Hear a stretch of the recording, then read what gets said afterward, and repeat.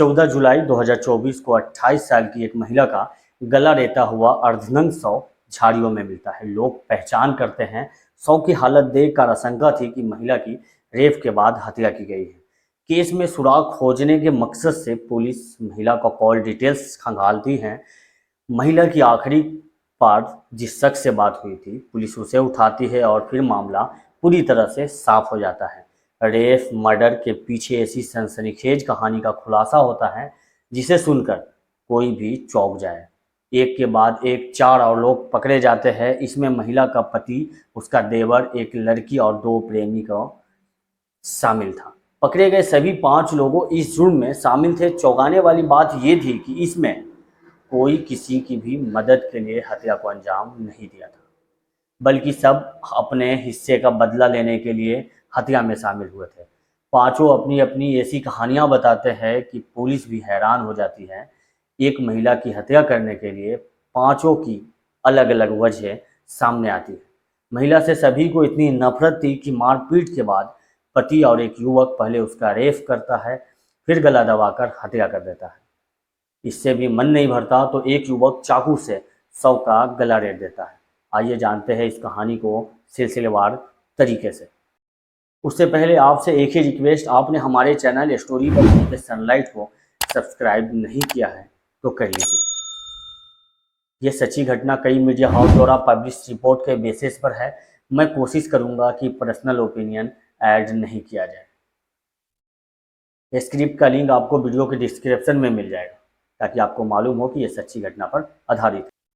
दरअसल 13 जुलाई 2024 की रात पश्चिम चंपारण के एक गांव में हत्या हुई थी। 14 जुलाई 2024 को सुबह में ग्रामीणों ने शव देखकर पुलिस और परिजनों को जानकारी दी।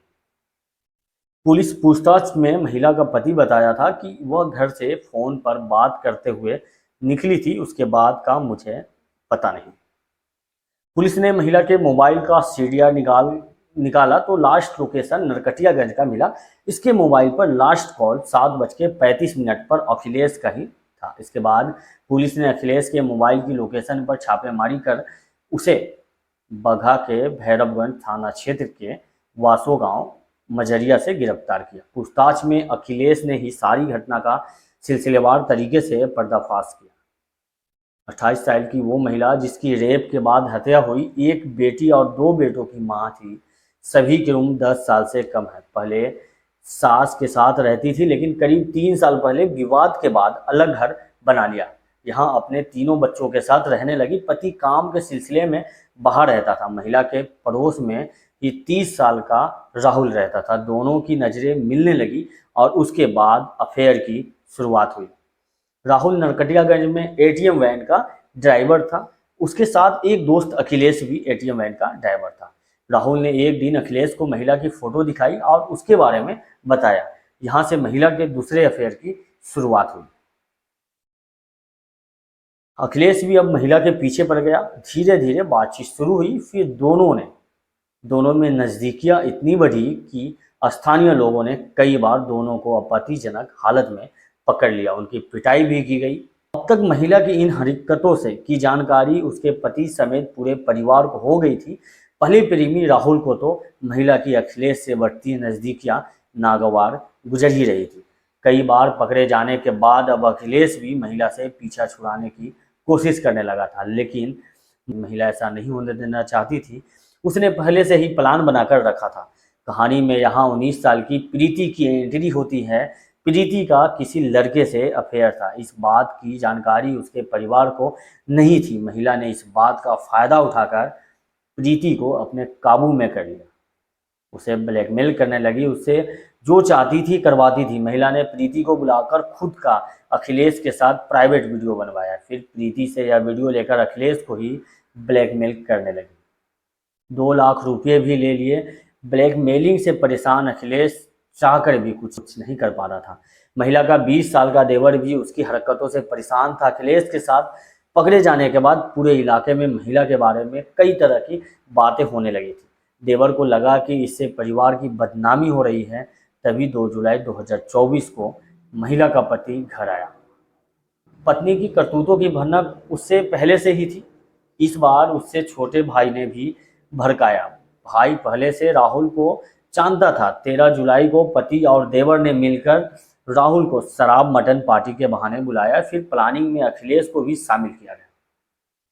शाम को मटन शराब पार्टी के बाद प्लान के अनुसार अखिलेश ने महिला को कॉल किया। रात में गांव के ही बगीचे में बुलाया। महिला खुद भी आई, साथ में प्रीति को भी ले आई। लेकिन अखिलेश, राहुल, पति और देवर ने मिलकर प्रीति को अपने प्लान में शामिल कर लिया। राहुल ने बताया कि महिला पहले अपने सास के साथ रहती थी। 3 साल पहले मेरे बगल में जमीन खरीदकर अपना घर बनवाकर रहना शुरू किया। पड़ोसी होने के कारण मेरे और उसके बीच नज़दीकियाँ बढ़ गई थी। हम दोनों रिलेशनशिप में थे। उसका पति थोड़ा बेवकूफ़ है, जिसका पूरा फ़ायदा मुझे मिलने लगा। मैं एटीएम वैन चलाता था, अखिलेश भी मेरे साथ एटीएम वैन ही चलाता था। हम दोनों में काफ़ी दोस्ती थी। महिला से रिलेशनशिप की जानकारी अखिलेश को हो गई थी। इसके बाद अखिलेश ने महिला को अपने झांसे में लिया। मुझसे उसका संपर्क टूट गया था। मैंने उसे काफ़ी समझाया, लेकिन उसने मेरी एक भी नहीं सुनी। वो हमेशा अखिलेश के पीछे भागने लगी, मुझे लगातार इग्नोर कर रही थी।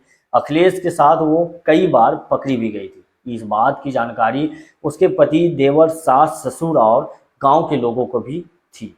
इसी बात का फ़ायदा उठाकर मैंने उसके देवर राजा से संपर्क किया और उसके पति को झांसे में लेकर मारने की प्लानिंग बनाई। 13 तारीख की शाम में मैं, उसका पति और देवर ने गांव के ही एक आधे बने घर में शराब और मटन पार्टी की। वहीं से अखिलेश से बात कर महिला को बगीचे में बुलाया। अखिलेश के फ़ोन करते ही महिला बगीचे में पहुंच गई। उसके पीछे प्रीति भी आई। उसके बाद सभी ने मिलकर महिला की पिटाई की। पिटाई के बाद झाड़ी में ले जाकर मैंने और उसके पति ने पहले रेप किया, फिर गला दबाकर हत्या कर दी। मेरे अंदर इतना गुस्सा था कि हत्या करने के बाद भी खुद को शांत करने के लिए मैंने चाकू से उसका गर्दन काट दिया। के बाद दूसरे आरोपी अखिलेश ने बताया कि मैं एटीएम वैन चलाता हूँ, राहुल भी एटीएम वैन चलाता था, हम दोनों अच्छे दोस्त थे। 2 साल पहले राहुल ने मुझे महिला की फ़ोटो दिखाई थी, बताया था कि इस महिला से उसका अवैध संबंध है। उसका पति घर पर नहीं रहता, जिसका वह खूब फ़ायदा उठाता है। राहुल ने ही मेरी 1-2 बार महिला से बात भी कराई थी। मेरे मन में लालच आ गया और मैंने धीरे धीरे उस औरत को अपने झांसे में ले लिया। इस बीच हम दोनों कई बार मिले भी, लेकिन 2 बार लोगों ने हमें पकड़ लिया और पिटाई की। इसके बाद मैं महिला से दूर होना चाह रहा था, लेकिन महिला ने हम दोनों का सेक्स करते हुए वीडियो बना लिया था। इसके दम पर मुझे लगातार ब्लैकमेल कर रही थी। करीब 2 लाख रुपए हमसे ले चुकी थी। मैं उससे तंग आ गया था। मैंने राहुल को कहा कि भाई, उसे दूर करना पड़ेगा। इसके बाद राहुल ने उसके देवर और पति के साथ मिलकर प्लानिंग की। इस प्लानिंग के तहत हम लोगों ने मिलकर घटना को अंजाम दे दिया। तो तीसरे आरोपी प्रीति ने बताया कि मैं गांव के एक युवक के साथ रिलेशनशिप में थी। इस बात की जानकारी महिला को हो गई थी। मुझे हमेशा इस बात का डर था कि वो मेरे घर इस बात की जानकारी न दे दे, इसलिए मैं हमेशा उसी के साथ रहती थी। वह जो बोलती थी मैं डर से करती थी। महिला और अखिलेश का सेक्स करते हुए वीडियो मैंने ही बनाकर उसे दिया था। इस बात से अखिलेश भी हमसे नाखुश था। घटना के दिन पहले महिला ने ही मुझे कॉल पर बगीचे में बुलाया। मैं जब वहां पहुंची तो देखा कि पहले से ही अखिलेश, राहुल, महिला का पति और देवर मौजूद हैं। मैंने सोचा कि वहां से भागना चाहिए, लेकिन अखिलेश ने मुझे जबरन रोक लिया और महिला को पकड़ने को कहा। मेरे सामने ही राहुल और उसके पति ने रेप किया, फिर गला दबाकर हत्या कर दी और चाकू मारा और फिर झाड़ी में फेंक दिया। चौथा आरोपी, जो कि महिला का देवर, ने बताया कि भाभी की करतूत से पूरे परिवार की बदनामी हो चुकी थी। कहीं भी जाने पर शर्मिंदगी महसूस हो रही थी। कई बार वो अखिलेश के साथ पकड़ी भी गई थी। बाहर निकलना मुश्किल हो गया था। भैया बाहर रहते थे, वो गांव में अकेले रहती थी। कई बार लोगों के साथ उसके संबंध के बारे में सुनने को मिलता था। मैंने कई बार भैया को भी कॉल पर उसकी हरकतों के बारे में बताया था। उनके समझाने पर भी वो नहीं मानती थी। इसी बीच राहुल ने मुझसे संपर्क किया। राहुल का घर भाभी के पड़ोस में ही है। उसने मुझे बताया कि आपकी भाभी के इन कामों से पूरे गांव की बदनामी हो रही है, आप लोग उसे क्यों नहीं मना करते हैं। मैंने राहुल को सारी बात बताई कि मना करने पर भी वह नहीं मानती। इसके बाद राहुल ने मुझे सलाह दी रास्ते से हटा ही दिया जाए।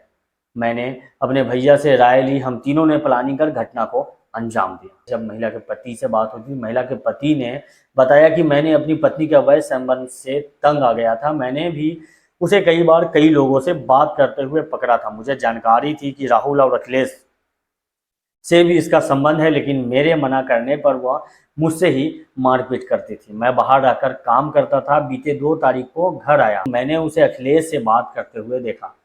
मना किया तो मारने पीटने लगी। मैंने यह बात अपने छोटे भाई से कही। भाई भी उसकी हरकतों से परेशान था। इधर 13 तारीख को छोटे भाई ने मुझे कॉल कर बुलाया। वहां पर भले से राहुल मौजूद था। शराब और मटन की व्यवस्था थी। हम तीनों ने बैठकर शराब पी और मटन खाया। इसी बीच राहुल और मेरे भाई ने पत्नी को मारने का प्लान बताया। फिर हमने अखिलेश को भी इसमें शामिल किया। फिर वही से बगीचे में बुलाया। रेप और हत्या की इस मर्डर की प्लानिंग में सबसे महत्वपूर्ण किरदार राहुल का है।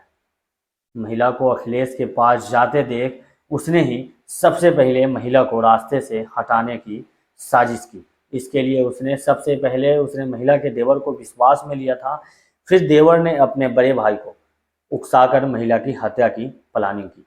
5 आरोपियों ने गिरफ्तार कर लिया गया है। अभी पूछताछ जारी है। आप इस कहानी के सभी किरदार के बारे में क्या कहना चाहेंगे, हमें कमेंट करके बताइए। कहानी पसंद आई हो तो लाइक, कमेंट और सब्सक्राइब करके बेल आइकन दबाएं। फेसबुक पेज को फॉलो कर लीजिए, व्हाट्सएप चैट भी कर सकते हैं। लिंक आपको चैनल के डिस्क्रिप्शन में मिल जाएगा। मैं आपसे मिलूंगा अगली कहानी में। तब तक के लिए अपना ख्याल रखिए। थैंक यू, बाय, जय हिंद।